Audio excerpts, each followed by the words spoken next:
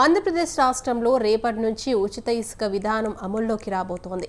CM Chandrababu ఆదేశాలతో అధికార యంత్రాంగం కార్యాచరణను సిద్ధం చేసింది. ఇందులో భాగంగానే మొదట నిల్వ కేంద్రాలలో ఉన్న ఇసుక డంపుల నుంచి ఇసుకను అందజేయనున్నారు. నిర్వహణ ఖర్చులు సీనరేజ్ మాత్రమే వసూలు చేసి ప్రజలకు ఇసుకను అందజేయనున్నారు.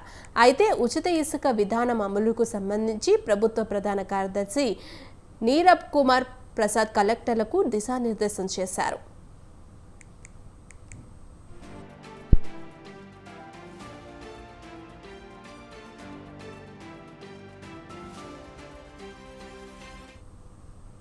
గుత్తేదారులు జీసీకేసీ ప్రతిమ ఇన్ఫ్రా వైదొలుగుతున్నట్లు సీఎస్ నీరబ్ కుమార్ స్పష్టం చేశారు. అయితే ఇసుక నిల్వలను కలెక్టర్లు స్వాధీనం చేసుకోవాలని సూచించారు.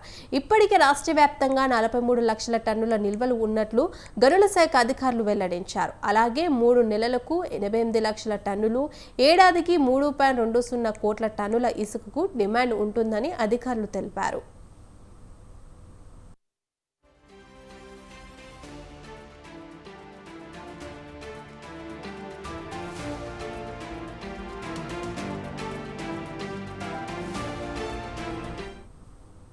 నదుల్లో ఇసుక అక్రమ తవ్వకాలకు పాల్పడకుండా నిల్వ కేంద్రాల నుంచి తీసుకున్నది అక్రమంగా విక్రయాలు జరపకుండా ప్రత్యేక నిఘా ఉంచనున్నారు.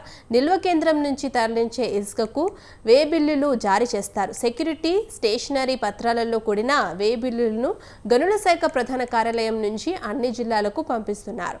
సీనరేజ్ కింద టన్నుకు 88 రూపాయలు తీసుకుంటారు. గుత్తేదారులు ఉన్న జేసీకేసీ ప్రతిమ సంస్థకు ఇసుక తవ్వకాలకు 30 రూపాయల చొప్పున వసూలు చేస్తారు.